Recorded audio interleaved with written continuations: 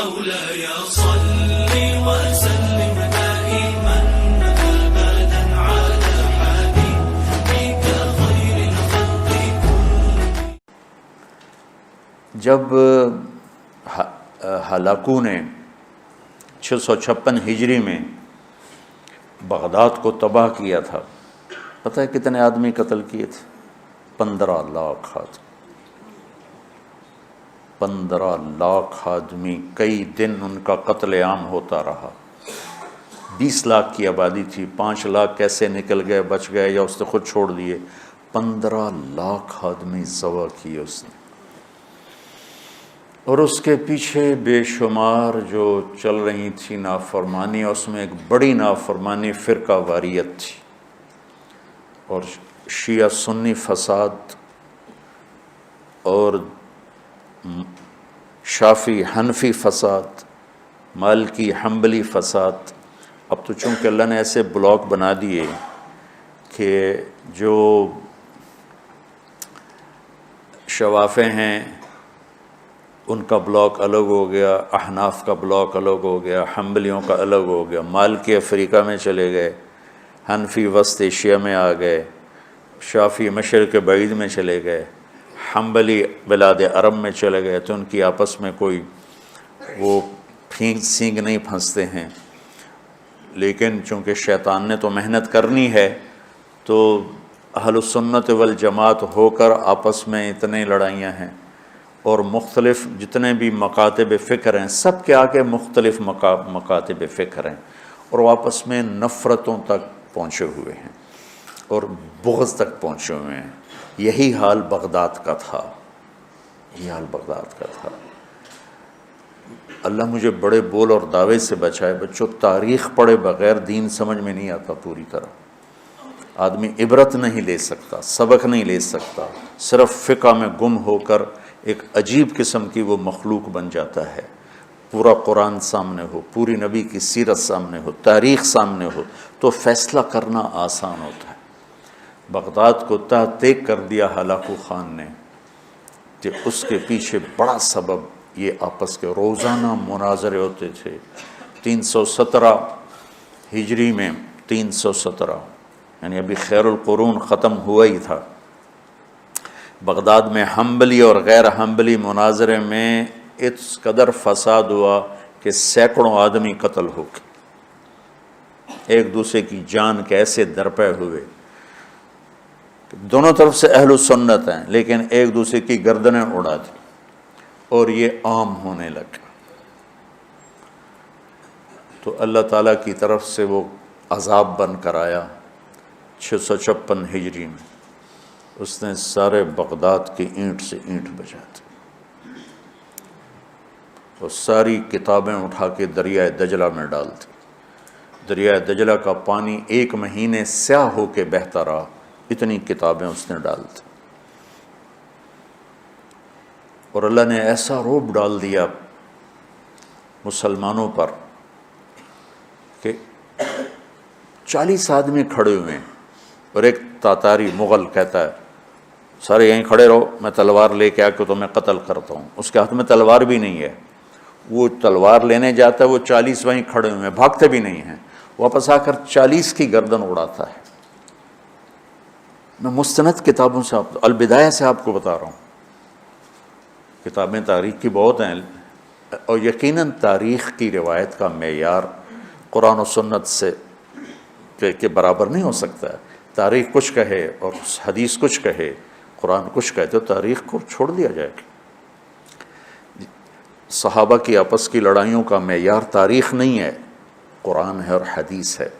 وہ انسان تھے، بشر تھے، ان سے خطائیں ہوئیں، لیکن میرے اللہ نے کہا کلن وعد اللہ الحسنى، میرے نبی میرا وعدہ ہے تیرا ہر صحابی جنت میں جائے گا. بس اس کے بعد ہماری زبانیں بند ہو جانی چاہیے.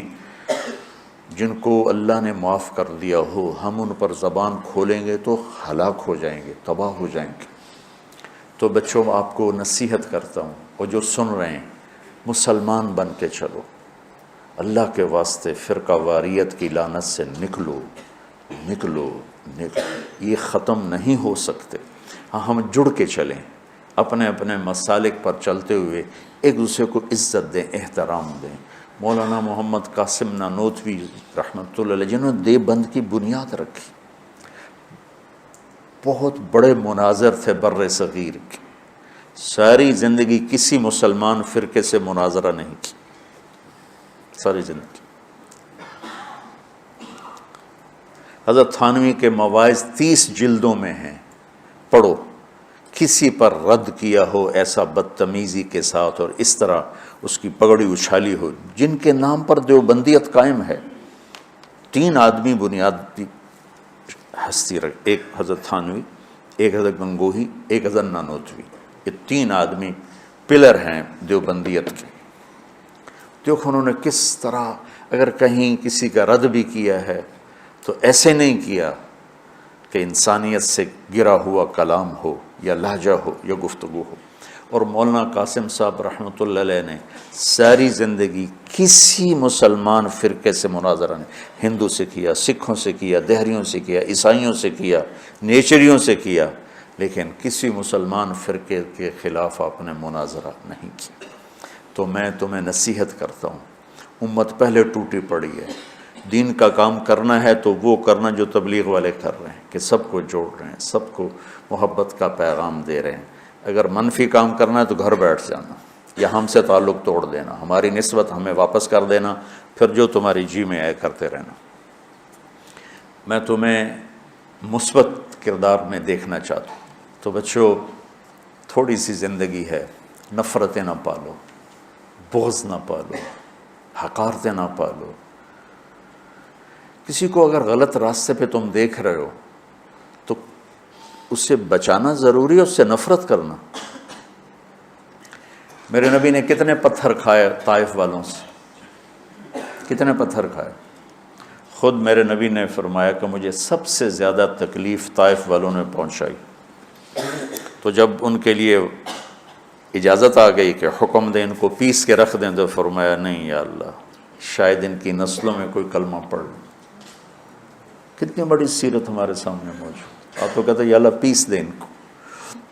ابو جہل جیسے کی آپ نے اتنی منتیں کی کہ حل انت منتہن عن سب آلہتنا، محمد اب بس بھی کرو، تو نے بہت سنا دیا ہمیں، ہم قیامت کے دن گواہی دے دیں گے کہ تو نے اپنے رب کا پیغام پہنچا دیا، اب بس کرو۔ جس کے بارے میں آپ کو پتہ تھا یہ میری امت کا فرعون ہے۔ بھائیو میرے عزیزو، اگر آپ اپنے آپ کو اہل حق سمجھتے ہو تو پھر آپ کی مثال ایک طبیب کی ہے، اور جو غلط راستوں پر ہے اس کی مثال ایک مریض کی ہے۔ اگر ڈاکٹر مریض سے نفرت کرے گا علاج ہو سکے۔ وَاعْتَصِمُوا بِحَبْلِ اللَّهِ جَمِيعًا وَلَا تَفَرَّقُوا وَاذْكُرُوا نِعْمَةَ اللَّهِ عَلَيْكُمْ إِذْ كُنْتُمْ أَعْدَاءً فَأَلَّفَ بَيْنَ قُلُوبِكُمْ فَأَصْبَحْتُمْ بِنِعْمَتِهِ إِخْوَانًا وَكُنْتُمْ عَلَى شَفَا حُفْرَةٍ مِّنَ النَّارِ فَأَنْقَذَكُم مِّنْهَا كَذَلِكَ يُبَيِّنُ اللَّهُ لَكُمْ آيَاتِهِ لَعَلَّكُمْ تَهْتَدُونَ۔ اس میں اللہ تعالیٰ فرما رہے ہیں کہ اللہ کی رسی کو مضبوطی سے پکڑو اور آپس میں فرقہ واریت کا شکار نہ ہو۔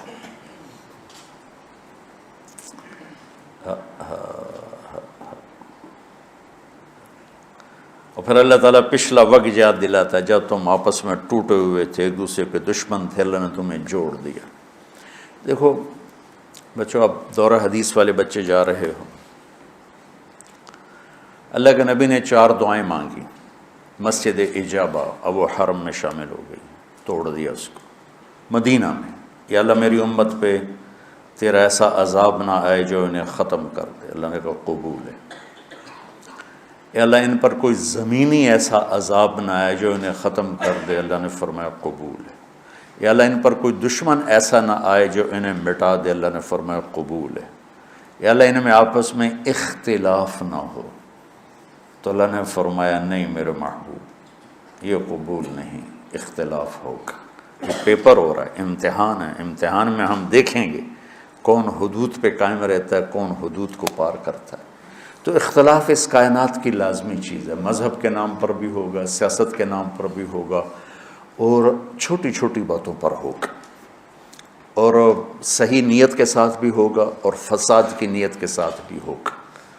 تو جب میرا اللہ کہہ رہا ہے اختلاف ہوگا، پھر کہہ رہا ولا تفرقوا، دیکھو تم اختلاف کرو لیکن فرقہ واریت کا شکار نہ ہو۔